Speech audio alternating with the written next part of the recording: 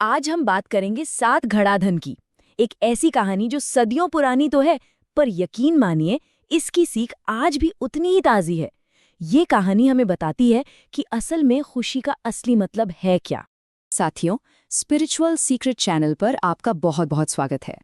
चलिए, कहानी में गोता लगाने से पहले एक सवाल जरा सोचिए, क्या दुनिया की सारी दौलत, सारा पैसा हमें वो सुकून दे सकता है जिसकी तलाश हर किसी को होती है? क्या मन की शांति की कोई गारंटी है, या असली खजाना कहीं और ही छिपा है? तो इस गहरे सवाल का जवाब हमें मिलेगा मधुवंत की जिंदगी में। मधुवंत, जो हम में से ही किसी की तरह एक बिल्कुल आम इंसान था, पर उसकी जिंदगी में एक ऐसा मोड़ आया जिसने सब कुछ बदल कर रख दिया। चलिए, तो कहानी की शुरुआत करते हैं उस दौर से जब मधुवंत की दुनिया में सिर्फ और सिर्फ संतोष और खुशियां ही थीं। तो मधुवंत राजा समुद्रदत्त का एक बहुत ही मामूली सा सेवक था। देखिए, उसकी कमाई कोई बहुत ज्यादा नहीं थी, लेकिन उसके छोटे से घर में ना प्रेम और संतोष की कोई कमी नहीं थी। दिन भर की मेहनत के बाद जब वो घर लौटता तो बच्चों की खिलखिलाहट, पत्नी की एक मुस्कान, बस उसकी सारी थकान मिटा देती थी। जो उनके पास था वो काफी था, और इसी एहसास में वो सब बहुत खुश थे। मगर फिर एक दिन मधुवंत की इस शांत और सुखी दुनिया में एक बड़ी रहस्यमयी आवाज गूंजी। एक ऐसी आवाज जो उसके जिंदगी को हमेशा हमेशा के लिए बदलने वाली थी। एक शाम जब वो जंगल के रास्ते से घर लौट रहा था, तभी अचानक एक पुराने पीपल के पेड़ से एक आवाज आई, और वो आवाज किसी इंसान की नहीं लगती थी। आवाज ने फुसफुसाते हुए कहा, 7 घड़ा धन ले लो। मधुवन के तो कदम वहीं के वहीं जम गए। बस उस एक पल में संतोष की जगह लालच ने ले ली। मधुवंत ने डरते डरते, कांपते हुए हाँ कह दिया। और जब वो घर पहुंचा तो जो नज़ारा उसने देखा उस पर यकीन करना मुश्किल था। आंगन के ठीक बीचों बीच 7 बड़े बड़े घड़े रखे थे, सोने की अशर्फियों से चमकते हुए। उसकी आंखें तो जैसे चौंधिया गईं। उसने एक एक करके घड़ों को देखा। 6 घड़े सोने से ऊपर तक लबालब भरे हुए थे, लेकिन 7वां घड़ा वो सिर्फ आधा भरा था। और बस वही आधा खालीपन मधुवंत की पूरी जिंदगी पर ग्रहण लगाने वाला था। पता है क्या हुआ? उन 6 भरे हुए घड़ों की खुशी तो जैसे पल भर में हवा हो गई। अब मधुवन के दिमाग पर बस एक ही जुनून था, किसी भी तरह, कुछ भी करके उस 7वें घड़े को पूरा भरना है। उसकी रातों की नींद उड़ गई, दिन का चैन छिन गया। वो हर वक्त बस यही सोचता कि कहाँ से और सोना लाऊं, कैसे इस अधूरेपन को मिटाऊं। और इस एक जुनून का असर देखिए, जहां पहले घर में हंसी खुशी का माहौल था, वहां अब एक मातम जैसा सन्नाटा छा गया। जो बच्चे पहले हंसते खेलते थे, वो अब अपने पिता के तनाव और अनदेखी से मुरझाने लगे, बिल्कुल दुर्बल हो गए। और मधुवन का मन, जो कभी संतोष के सागर में रहता था, अब 24 घंटे चिंता की आग में जल रहा था।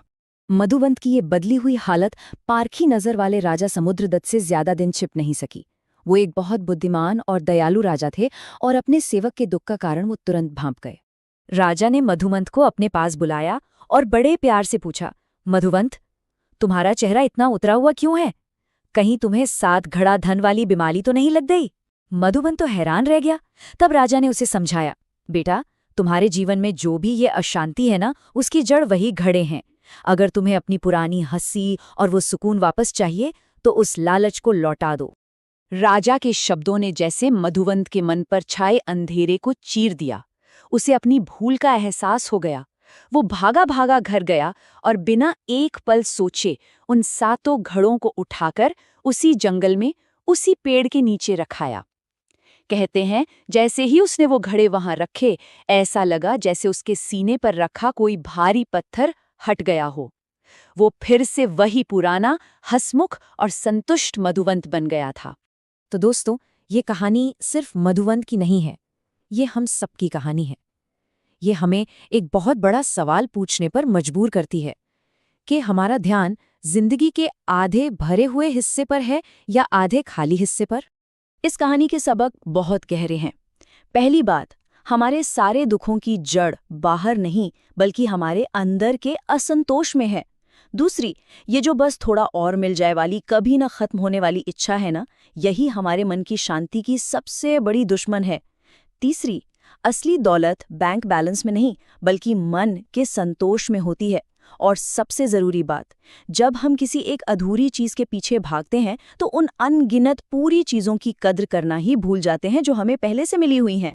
तो सवाल ये है कि इस कहानी की सीख को हम अपने इस भागदौड़ भरी जिंदगी में कैसे उतार सकते हैं।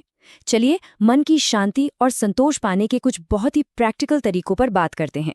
पहला सूत्र है, जो नहीं है उसका रोना रोने के बजाय जो हमारे पास है उसका जश्न मनाएं, उसकी सराहना करें। दूसरा, अपनी तुलना दूसरों से करना बंद कर दें।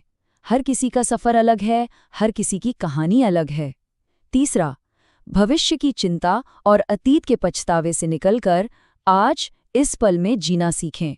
और चौथा, हर रोज़ छोटी छोटी चीज़ों के लिए दिल से धन्यवाद कहना सीखें।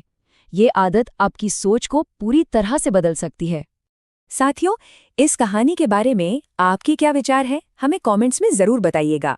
आपके विचार हमारे लिए बहुत मायने रखते हैं। और हाँ, अगर ये कहानी आपके दिन को छू गई हो तो इसे लाइक करें और हमारे चैनल को सब्सक्राइब करना ना भूलें। धन्यवाद।